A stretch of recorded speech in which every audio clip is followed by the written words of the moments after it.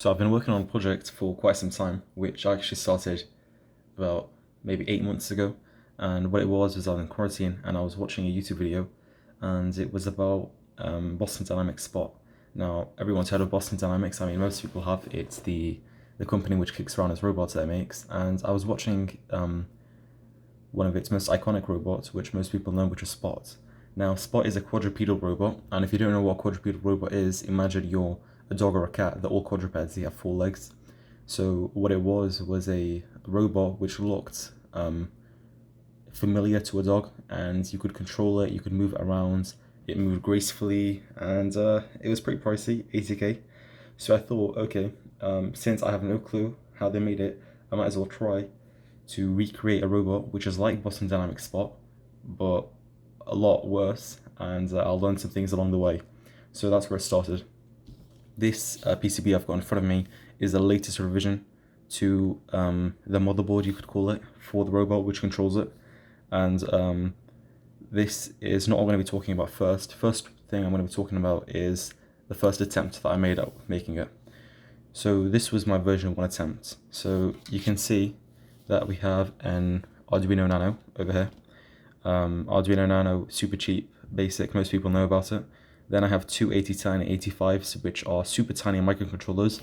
In fact, these microcontrollers are a bit expensive, but its IC itself is a super tiny thing. And in fact, this isn't even the smallest microcontroller there is. The smallest one is 8020, which is, we're not even going to go that far. But yeah, it's super small. Then over here, I would have the receiver, which I'd plug into it. And then I have three ports, terminals. One would power the electronics, the 80tinies and the Arduino Nano. The other would power the left motors, the servos that I'd plug in, and then the right servos. So I was pretty proud of it. I thought this would be decent attempt, but there were a couple of limitations which I had.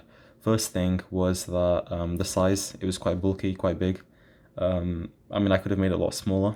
Having an extra port instead of one port to power all the servos, also a big mistake.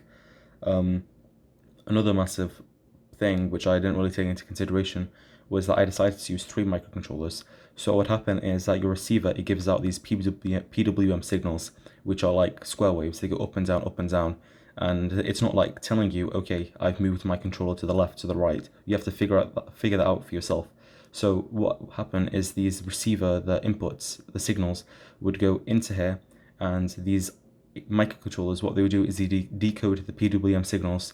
So they'd have a bit of code in them, which would read what the frequency of the signal is, and based on the frequency, they would send ones and zeros on the outputs.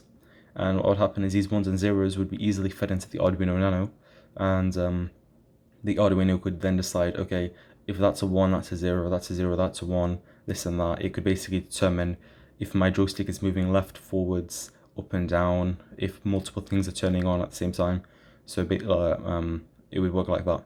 Now, the reason I used these two instead of just an Arduino Nano and just took the PWM signals directly to there is because I thought I would relieve it from its load, since it's already doing a lot of, well, supposed to be doing a lot of computational things, inverse kinematics, all those things, lots of times. I didn't want to burden it with a bit more figuring out PWM signals. And I thought I would be helping it, but in reality, the other big mistake was that this Arduino Nano is just not powerful enough. If I want to make a robot which actually figures out using mathematics the degrees in which the servos would have to be at every single millisecond at super fast speeds, then an Arduino Nano was never going to be enough in the first place. So after realizing that, and on top of that, only 4 servos, I'm not sure I had 4. My plan was that you would have, your top left shoulder joint, then your elbow. There should be 8 servos minimum, really, to make a normal working robot. But I thought I would pair the shoulder joint and the back shoulder joint together, so it'd almost work like a 2-legged robot, but for each output it's paired to 2 servos. I thought that would work, but it's super limited because that means that I can't do different types of gates. I can only do like 2 types. So yeah, and also, yeah, that's a PCB. Now, for the case of it, this was my first attempt, which is horrendous, but I'll show you in just a second. And now you see the case itself, it's super big, super bulky. Here's my hand for comparison. Like very thick. If I put the servos in and everything, I tried to make it one layer, which is at the time, because I'm used to making things all just neat and compact, I thought this would work. I mean, the CAD didn't look too bad, but when it was printed, I realized that this is way too thick. Over here would be the step-down regulators, which you'd get your voltage in, which is like 7.2 volts from two 18650 batteries, and it would step down to 5 volts. And then there were two over there. This is where the wiring would go. Over here is where the PCB would fit, and then yeah, your servos would just fit in here, and I'd probably just solder some holes in to screw them. But I decided not to go too far with this because it was just not a good looking design.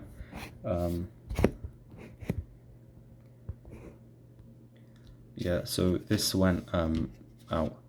Then what I decided to do was start again, but this time use a better microcontroller, a lot better, and fix the issues which I had before. And actually, this isn't even the final version. I think I could upgrade this a few steps further, but I'll stick with this for now because it does a job. And also here is the new chassis which I designed, which I think looks a lot nicer. But first I'll explain the PCB. So on this PCB, first thing you can notice is I have a different microcontroller compared to the first version. Now, this one is actually not an Arduino. You can program it with the Arduino IDE, but it's called a Teensy. Now, Teensies are 32-bit microcontrollers, whereas this is 8-bit. So already you've got an advantage there. It also has a higher clock speed, and it's a bit pricier. I think I bought this one for £15 or something like that, mainly because shipping costed quite a bit. So the ones without shipping, you know, the prices were a bit higher. Usually they should be retailing for like 10 quid. Then over here, the Arduino NANO, it costs like £2.50. But yeah, this is a lot better, and I think it can handle the mathematics it would have to do very quickly. Then I've got a different receiver. Instead of having two microcontrollers which would read the PWM signals, I straight away used an NRF24L01. Now, what's better about this chip than using a receiver and binding it and all that is because this has a greater range, I'm pretty sure. This one, in open land, it can get up to 10 kilometers, whereas a receiver usually gets around, I'd say 100 meters. I'm not too sure, but I know this one has a greater range. And then over here, one power supply goes straight for the electronics, and it gets stepped down by a 5-volt regulator, and the other one goes straight to the servos and powers them all together. And this time I also have 8 pins for 8 servos, a 3.3-volt regulator for the NRF module, because I didn't correctly, I didn't connect the NRF module to the 3.3 volts of the Teensy, because I heard with the Arduinos, I'm not too sure about the Teensy, is that the 3.3 volt output is very low, and it's not suffice enough to power an NRF module. Maybe other modules, but this one draws a bit more current. So I decided to step it down with a 5-volt output. And I tried it. If I plug it in, you will see it working. If I can get it in. Yeah, that light's on and that one's on as well. This one doesn't have a light, which I'm not too sure why. So that's that. Now, if I move on to the new design of it, straight away you can see that it's a lot smaller in comparison to the first version. This one was a lot thicker. There was gaps between them. I had the battery, which I'm pretty sure I would place here, just flat down. And the other thing was that with the battery, I was going to use 4 cells. Now, the thing with 4 cells, I'd get more capacity from it, but I realized that it would be a lot bulkier. So I decided to cut back on that and instead put 2 cells that would fit in here, have the servos around it. Instead of having the voltage regulators just fit like that, I would have them on the sides. And I actually got this idea from James Bruton in his Open Dog or Mini Dog, something like that.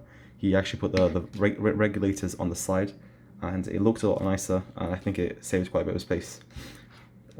I haven't got all of it done. What I'm going to do is I'm going to actually get this all fitted in and then see it working. Yeah, then what's going to happen is I'm going to put the batteries in, all the wiring, it's also a bit of space for the wiring, then I'll put the lid on top of it, and then on top of the lid I would have the PCB module, and all the wires would be running into here. Now it looks a bit messy, which is why my next idea, which I actually got from Boston Dynamics, it's Army robot dog, I'm not too sure the name. What it had is a protective casing around the sides, which looked like a cylinder. And what I'm thinking is that if I get all the components on, I can make a bit of an extension on the back of it and have a bent aluminium sheet which goes around and covers all the electronics and makes it look a bit more nicer. Now this is just the first stage, getting the top part working, but then after that what I'm going to have is the legs. Now the legs is the interesting part, because there's a lot of different methods of making a robot leg. I think what I'm going to do first is try using someone else's design and see how it works, see if I can control it correctly, because one thing is like getting it printed, the other thing is understanding the mathematics behind how to operate it, and then implementing inverse kinematics on it so that I can accurately put the leg position in 3D space and control it. Or rather 2D space, since I don't have anything to turn the servo yet. I was also thinking of using a servo motor driver, which I actually just found out after I made this one that I could use. I haven't had any experience with using before, so I didn't use it in this design. But I think for the next version, what I'm going to do is replace all these pins and just have a servo motor driver, which is a bit bigger, but I can connect it with I2C, and I can control much more servos at the same time with it. And yeah.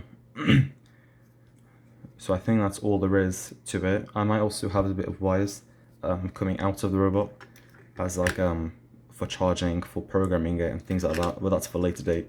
First thing I need to do is test the PCB, run some normal NRF module code onto it to see that I can receive and send data, and if that works, then I'm going to start controlling servos with it wirelessly. I also have a controller that I made using an NRF module out of like a plastic container and some joysticks. It's on my YouTube videos. If you look back, you can find it. I would be using that, I think, in this case. It doesn't look the nicest, but I think for a first version it's okay. And then later on, if I get good at 3D modeling, I can try and 3D model my own case and print it. But yeah, that's all. If you have any suggestions, let me know. Thanks.